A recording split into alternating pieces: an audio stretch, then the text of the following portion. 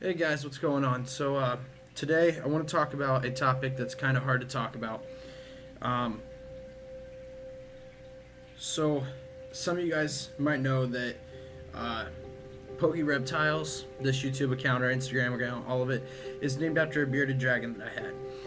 Um, so, Basically, let's start clear back to the beginning. So, I worked at a place where I dealt with customers all the time, and one day we were having a really slow day. And me and my managers was talking about reptiles, and I told him that I always wanted some, but I never had the chance or the room to do it. And a customer overheard me and asked me if I wanted a bearded dragon, and I was like, "What's it gonna hurt? Let's go for it." Um, I decided to go get the bearded dragon. I asked him how much he wanted for it. He told me just take good care of her, and that's all that I have to do. So I did. I went and got her. He had a couple little kids that had named her Pokey because, like all bearded dragons, she had all of the spikes right here. She had them down her side right here and everything.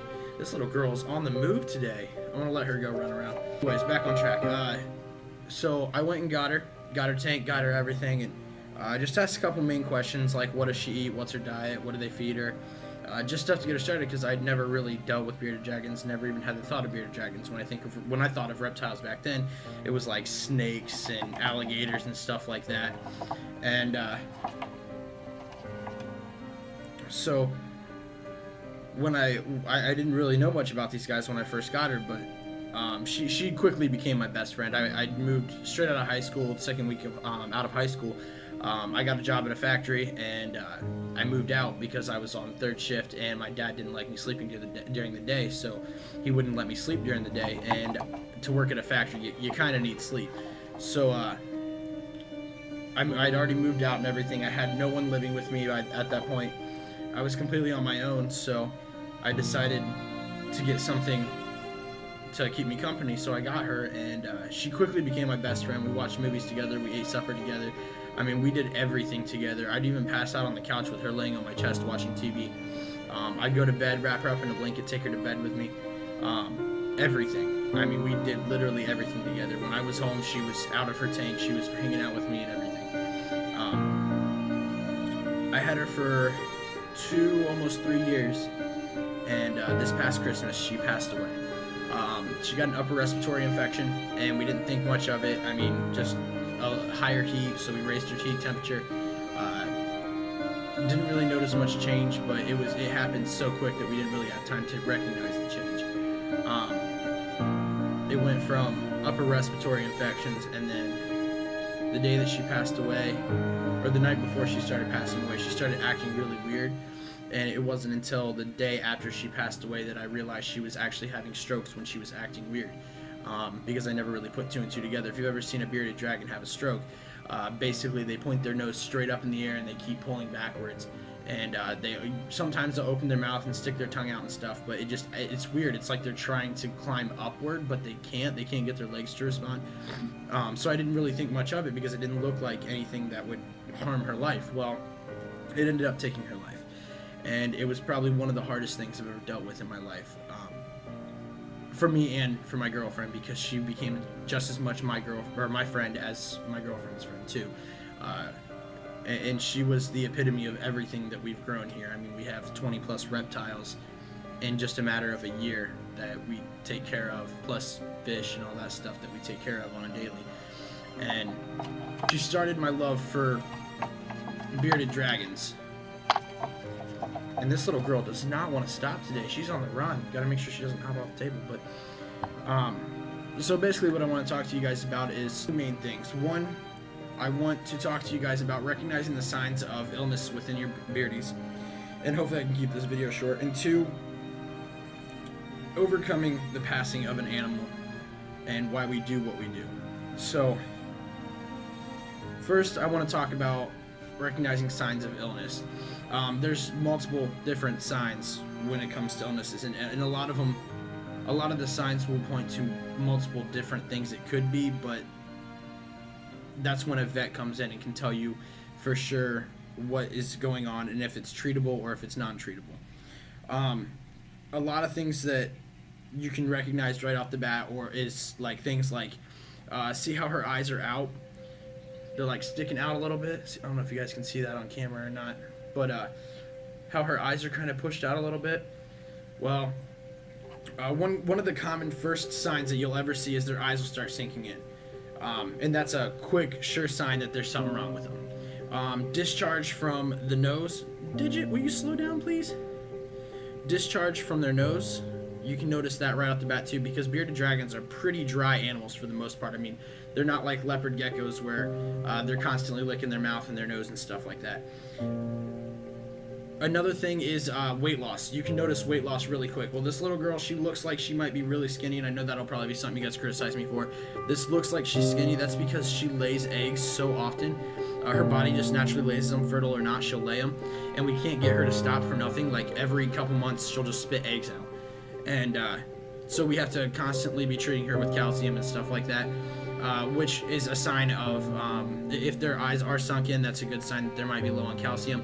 If they start moving weird, like their legs aren't responding to them the way they're supposed to, which you can tell from this little girl that her legs are doing perfectly fine, that's a sign of MBD, which is metabolic bone disease. These wrinkles, back to the wrinkles, trying to keep on track here. If you can like crunch them, usually they say if you do the leg and you can wrinkle them up and then it bounces back. I don't know if you guys can see that. It's kind of hard to see. She's got some really big spikes on her leg, but if it just bounces right back, that means they're really high. They're good hydrated and everything. If not, if it just stays crinkled up like that and doesn't come back, that means they're dehydrated. Another sign of dehydration again is the eyes. The eyes is the key to anything wrong with your beardy at all. It's going to be the eyes. But those are like the main things you need to watch for. Just make sure that they stay hydrated. Make sure their eyes are always looking good. Another thing, if you're using loose substrate, we had this problem with her. She got an eye infection because she was trying to dig a hole for her eggs to lay her eggs, and the sand and dirt got in her eyes, and it caused an eye infection. And it took us, I think it took us almost 2 months to get that eye back to working condition. You can't even tell. It's that eye right there. You can't even tell anything was wrong with it. Still in perfect condition. So, that's one thing you do got to watch for. Another thing is impaction, which will cause eating problems, defecation problems. You want to make sure they're going to the bathroom regularly, all that stuff. Impaction can kill them. Upper respiratory infection. You'll notice that's probably the most common thing, and that was the one thing that I wish I would have caught earlier and got Pokey to a vet, because she was showing very, very bad signs of a really, really, really brutal upper respiratory infection. Gasping for air, like they're suffocating. That's probably like the biggest key to it. That and like a coughing, sneezing kind of thing. They'll start like forcing air out really quick, which is almost like a cough to them. Their breathing will be extremely, extremely rough. If you hold them up to you, you can hear like a raspiness, like when someone has a cold or something like that. You can hear them breathing really raspy, like it sounds like mucus crackling in their throat or something. You will hear that in these guys if you can get the right spot on them. You can hold them up to your ear and you can hear that as the wind is traveling through their nose into their lungs and everything. In severe cases, most cases you don't hear that, but the easiest cure to that is raise the temperatures, lower the humidity, because too high of humidity will cause a lot of medical problems with these guys, and too low of temperatures will kill them. So you want to try and keep the temperatures high. Basking spot, we keep our basking spot a little bit lower because our house stays warmer, because we have so many heat lamps on all the time in this house that the house just stays warmer. So we try and keep like lower wattage bulbs because it just makes their whole tank warmer. But you do want to have a basking spot. I would go no lower than 90, 95 at the very lowest degrees Fahrenheit, that is. But moving on to the next thing I wanted to talk about, which was dealing with the death of an animal. So the first thing I want to say is if it doesn't affect you when one of your animals pass away, you are in this for the wrong reason. If you are trying to breed these guys and one of your animals passes away and it doesn't hurt you in one way, shape, or another, you should not be dealing with animals, because we're in this for the love of animals. That is what this is for. If you're in it for the money, you should not be in it, because that's not what it's about. These animals are incredible, and we're trying to preserve them as best as possible. We want them to stay going how they are, because these animals are incredible.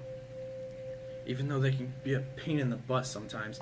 But when Pokey passed away, I didn't quite know how to deal with it, because the only other animal in my life that we had lost that meant a true amount to me was my dog when I was 15.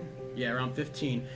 She literally, we got her when I was like 1 or 2 years old, and we raised her all the way up until the day she passed away, and the house felt empty without her, and it destroyed me. And honestly, there is no good way to deal with the passing of an animal. It's all up to one person. Like, a lot of it is just let it out. Like, don't pent that up inside of you, because it's never gonna get easier. Just talking about her makes me want to start crying, because I can remember memories with her. The first time she ever tried biting me and all that stuff. It was a beautiful 2-3 years that I had with her. But nonetheless, dealing with an animal loss that you care truly about is probably the hardest thing that can ever happen to you. My girlfriend's very first reptile was a leopard gecko. Just a normal leopard gecko, and unfortunately, she had lived her full extent and passed away a week ago. Not even a week ago yet. And it devastated my girlfriend, but we had more warning signs with the leopard gecko. There was extreme weight loss. We knew the time was coming. We were just trying to do everything we could to keep her comfortable until she did pass away. So it was easier on my girlfriend because we were kind of expecting it. However, with Pokey, I came home one day and I went to go get her out, and her body was just laying lifeless in her tank. And it made me feel awful. Honestly, I couldn't control everything. I couldn't leave the house, but I also didn't want to be here. It was just miserable as hell. But regardless, honestly, I don't know of anything else I can tell you guys how to deal with it.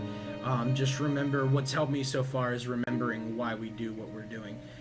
These animals is why we do this, because we love these animals and we want to see them keep going. So, because this girl is giving me a run for my money, I'm going to cut this video here. I hope you guys have a wonderful day. Thank you guys. If you haven't checked our Instagram out, head over to Instagram, Pokey Reptiles. We're uploading pictures daily, a couple times a day most times. I got some videos coming up that I want to do, some stuff about different turtles. I want to do some stuff on water dragons. I want to do some more with these beardies. I want to show you guys all of our beardies. Talk to you some more about them, because I didn't even scratch the surface with these guys. So yeah, thank you guys. Make sure you hit that notification bell next to the subscribe button. Make sure you hit the subscribe button. If you liked the video, hit the like button. Feel free to comment if there's anything you guys want to see or want to know in the future. And I'll do my best to answer any questions I can. And thank you guys.